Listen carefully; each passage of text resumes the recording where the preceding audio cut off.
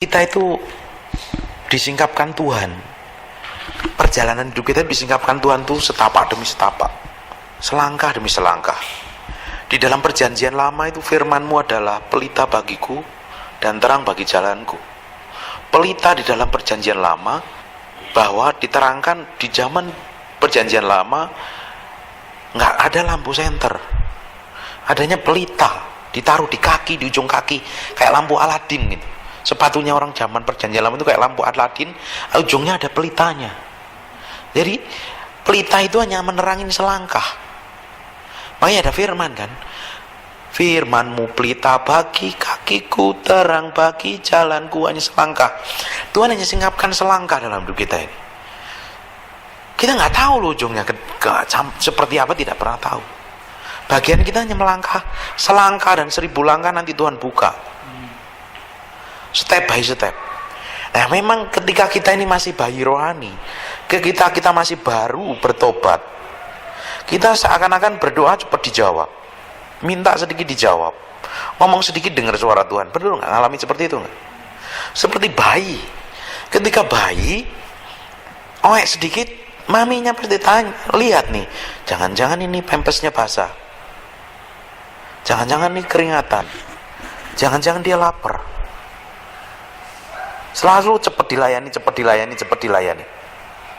Ketika masih anak-anak, ketika kita masih anak-anak, masih bayi, masih anak-anak, kita selalu dilayanin, selalu dilayanin.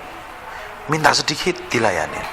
Terus nanti kalau mulai agak gede minta sedikit, nggak dikasih ngambek nangis, teriak-teriak, jerit-jeritan sampai orang tua kita pelototin, pukul, mungkin dihajar pakai rotan, baru kita tahu. Mulai didisiplin, mulai gede, mulai semakin gede semakin didisiplin. Cara ngajarnya orang tua mulai beda, mulai tambah gede beda lagi, tambah semakin dewasa beda lagi ngajarnya.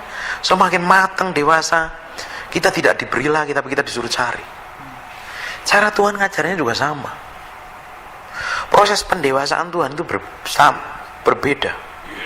Dari kita mulai bertobat, pelan-pelan, semuanya dikasih. Sekarang kan kita dengar suara Tuhan, dengar lagu mulai nangis, nyembah sedikit rasanya gemetaran, hadiran itu begitu kuat. Semakin kita kenal Tuhan, lama-lama kok hilang rasa itu. Udah gak mempan lagi rasanya. Apa Tuhan menjauh? Tidak. Tuhan tetap ada di samping situ. Tuhan suruh ngajarin kita masuk lebih dalam lagi. Biasanya dengar khotbah bagus, ini kok lama-lama kita kok rasa kering. Kita harus cari khotbah yang dalam lagi ngajarnya, supaya kita kasih makan lagi. Kita mesti dapat makan pengajaran-pengajaran yang dalam lagi, yang mengubahkan hidup. Kita mau coba terus dibawa ke dalam tingkat level yang berbeda.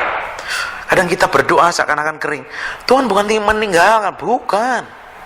Tuhan sedang mengajarin kita ke dalam level yang berbeda, dalam tingkat iman yang berbeda, dalam tingkat iman yang berbeda,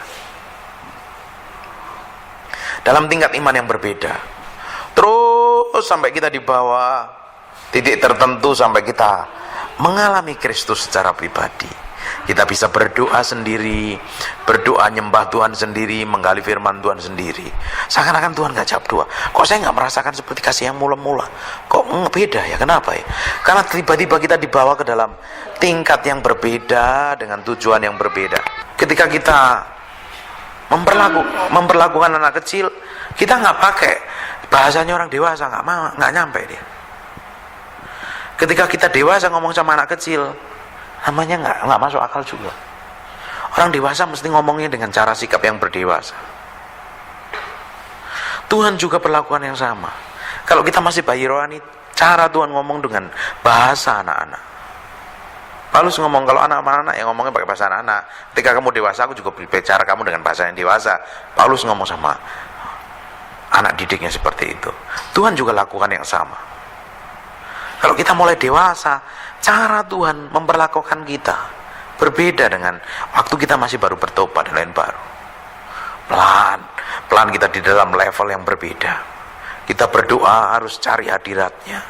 kadang kering, berjam berhari-hari, tapi ketika kita setia, kita sungguh-sungguh pada titik tertentu, Tuhan ada di situ.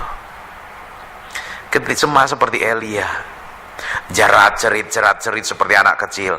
Tuhan, ada angin badai kok Tuhan nggak ada. Ada sini nggak ada. Dia pikir masa dia paling rohani sendiri. Dia ngomong sama Tuhan, Tuhan, hanya aku sendiri yang setia menyembah kepadamu. Dan Tuhan dalam angin sepoi-sepoi bahasa, kamu tuh ngomong apa ya, Elia, ngawur kamu.